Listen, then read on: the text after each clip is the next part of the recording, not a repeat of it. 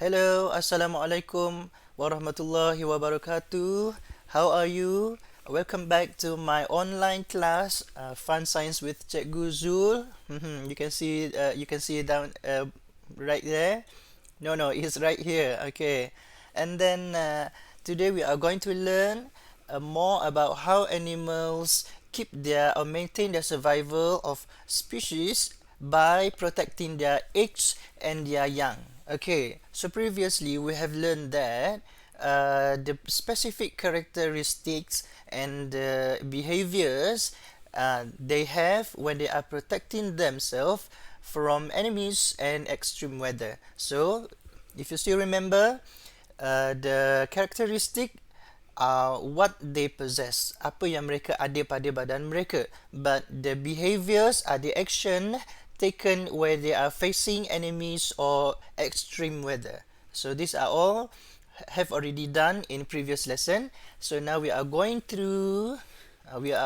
through today about how they protect their children, their youngs and their eggs. Okay, now, dear friends, I am ordered by the king. There's a story here, the king of jungle. So, king of jungle, if in the Malaysian fable, cerita-cerita dongeng rakyat ni biasanya dia cakap Raja Rimba tu siapa? Tiger lah biasanya. Okay, so the king of jungle asked the mouse deer to make sure all the animals are to protect their eggs from any threats. Okay, dia kata nak protect their eggs from any threats, nak jaga telur daripada ancaman. I would like to know about the ways you protect your eggs. Macam mana kamu menjaga telur-telur kamu? Okay, now let's start with the crocodile here. So crocodile says, I hide and incubate my eggs. Dia cakap, saya menyembunyikan dan incubate ialah mengeram telur saya. It keeps in the warm and bushy nest filled with dried leaf. Jadi dia ada satu tempat dinamakan bushy nest ini, sarang yang dibuat daripada daun-daun yang kering, bushy nest. So until they are hatched, sampailah telur-telur dia tu semuanya menetas. Okay, what about the frog? So the frog tells the mouse deer, the toad and I, dia dan kodok, the frog and toad, they lay many eggs. Okay, satu cara dia menjaga telur dia ialah by laying many eggs, and then their eggs have bad smell. Okay, I hope it works. Okay, smell bad. Their eggs smell bad, bau busuk, and covered with mucus. Ada selaput yang lendir, mucus. So why do they have to lay egg with bad smell and mucus layered eggs? Because they make it hard for the enemy to eat them. Understand? Okay, now here we can see another animals. There is the mosquito. Okay, let's go on first. Okay, kita nak turun dulu because the actual textbook is actually dia macam ada bersambung satu page another. Okay, now this is a woodpecker. So the woodpecker tell that I hide my egg. Dia menyembunyikan telur dia. I hide my eggs. Where? In the nest or tree holes. And they also will incubate them until they hatch. Dia sembunyikan telur dia di dalam sarang dan dia akan mengeram sampai hatch. Apa tu? Menetas. Hatch. And then the cockroach also shares that to the mouse deer. Dia cakap apa?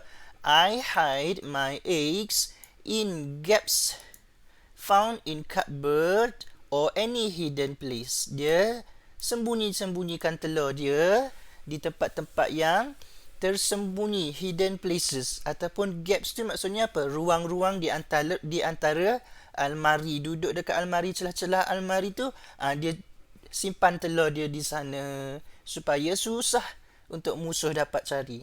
Okay, and we go down here.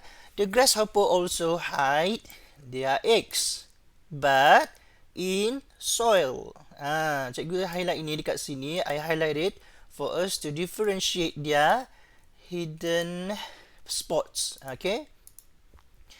Satu sembunyi dalam dalam sarang, ada yang sembunyi di dalam hidden places or in the gaps of cupboards, and then this one animal also hide their eggs but in the soil or underground. And then what about the turtle? The turtle also hide their eggs. Dia menyembunyikan telur dia juga. Okay, but how do they do it? Okay, the eggs dia lay them in the hole that they dig using their hind legs. Apa maksudnya kaki belakang ni? Hind leg ataupun back legs dia. And then what happen? They will cover their eggs with soil. Dia cover, maksudnya dia timbuskan dia dengan tanah. Nanti bila dah menetas, anak-anak tu akan keluar sendiri. And there is one more animal here. Nampak macam nyamuk ni. This is not the mosquito. This is a water strider. Ayak nama dia in Malay. So dia mempunyai kebolehan untuk bergerak di atas permukaan air tanpa tenggelam. So how do they protect their eggs?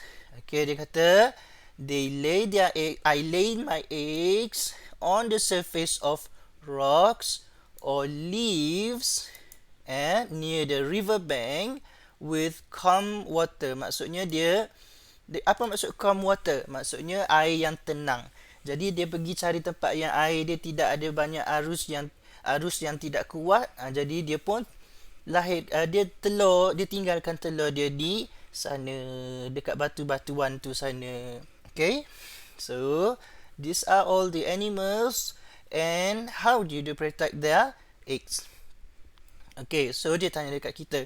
Habis tu macam mana dengan mosquito tadi? Macam mana dia menjaga telur dia? Macam mana pula dengan turtle? Does the turtle do the same method as the tortoise? I'm sorry, this one is a tortoise. Adakah mereka mempunyai cara yang sama?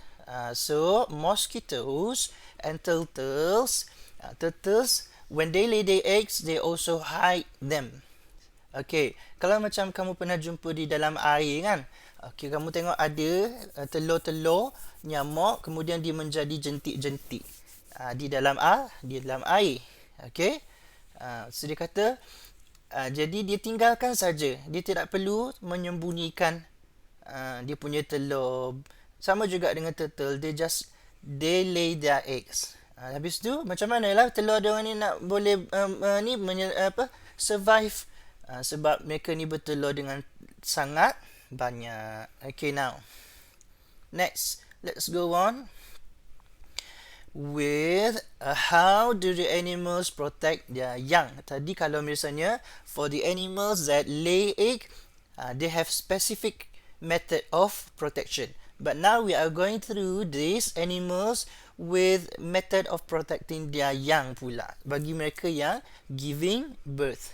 Okay, as you can see, okay, animals protect their eggs and young in many ways to ensure that their species can continue to live and prevent extinction. Dia nak meneruskan kehidupan dan memastikan mereka tidak pupus. So mammals such as rabbits, cats and goats, they care and suckle their young. Apa tu care?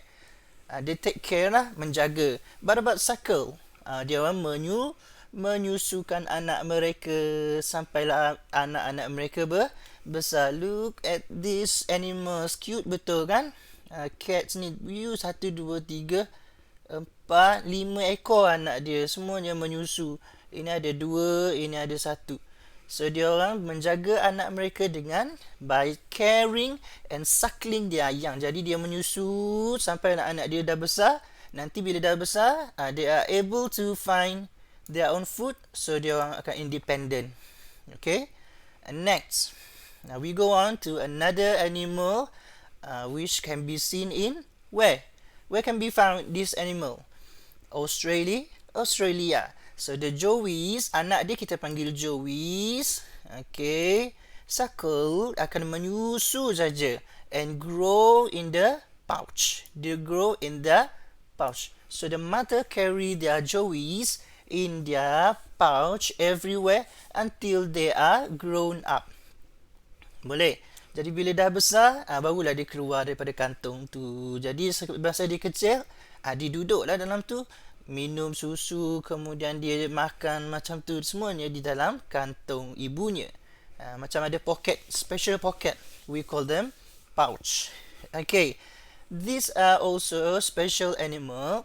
Macam mana dia menjaga anak dia? Okay, tadi kan kita tengok the crocodile also lay eggs kan? In the bushy nest, dia binakan satu sarang yang daripada dried leaf, daripada daun-daun kering. But now, bila anak dia sudah menetas, atau telur dia sudah menetas, and then anak-anak yang masih kecil tu, macam mana dia nak jaga? So, dia, crocodiles, and the tilapia fish, they carry their young by placing them in their mouth. They got mouth cavity which is suitable for them to carry their youngs anywhere around. Jadi dia bawa anak dia dalam mulut. Oh, rupanya menarik kan? Jadi ikan ni, ingatkan kita ingatkan dia pergi makan ikan.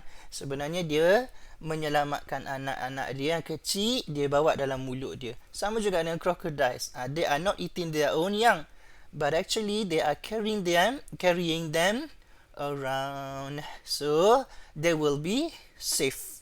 Okay, now tengok ni ibu ayam ni. Wow, so fierce, sangat garang. The chickens and monkeys will attack the enemies when their young are in danger. So attack their enemies.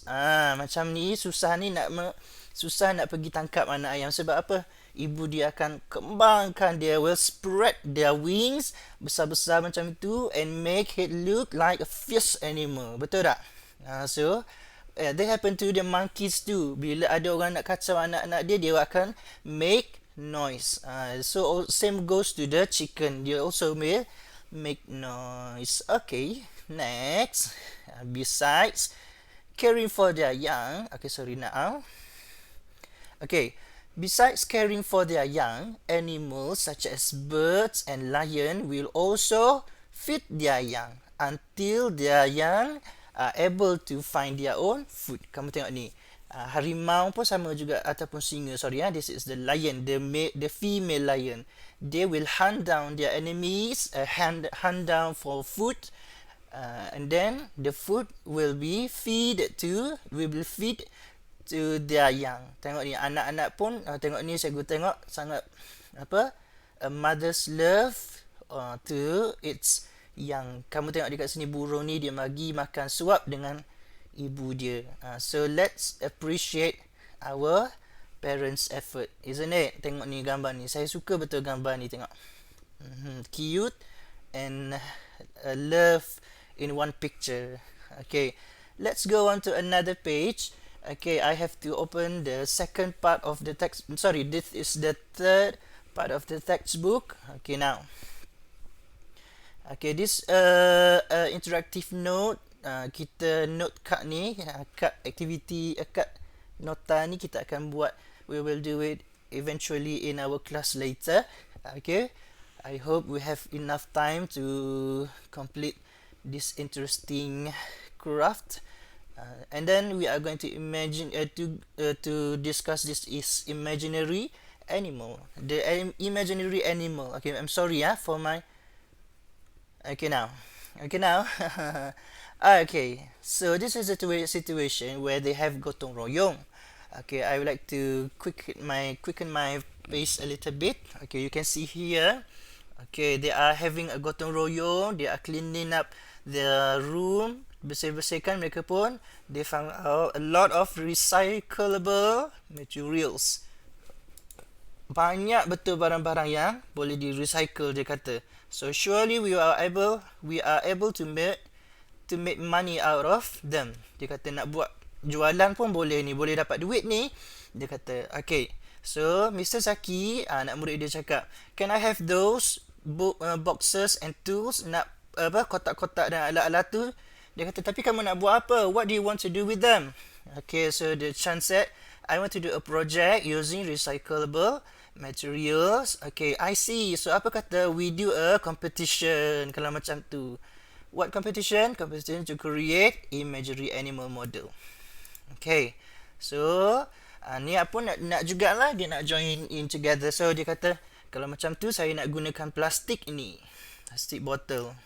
Okay, so banyaklah kamu jumpa macam-macam ni dalam gambar. Dan I think you all know already at your house atau anywhere around boleh dijumpai berbagai jenis recyclable materials. You can see, you can find it, you can keep it.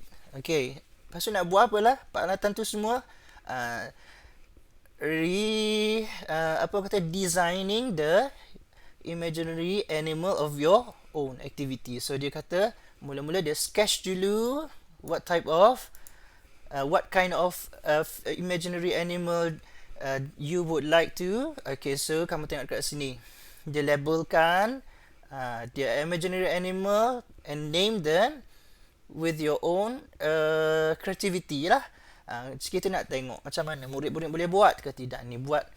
Cikgu rasa kamu tengok banyak kartun dan tengok banyak cerita macam-macam di waktu cuti. Dan sekarang dah PDPR, ada banyak masa untuk tengok TV dan YouTube dan sebagainya. I think you will come up with your most creative idea. Can you do it? Harap-harapnya dapatlah kan?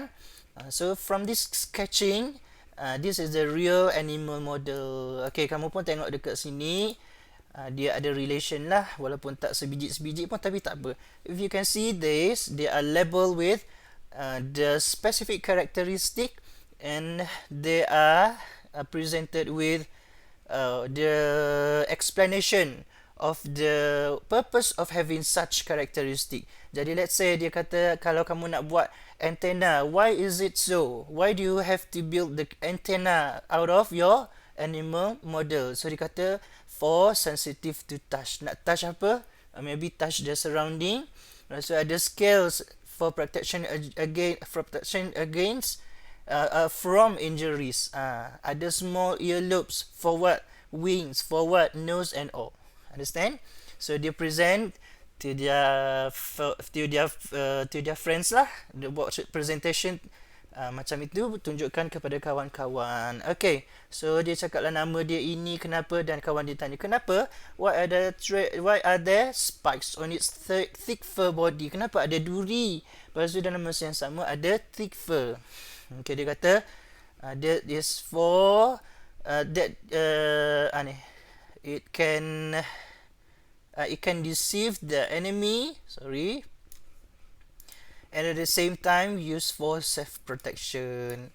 And the thick fur also function as a thermal insulator.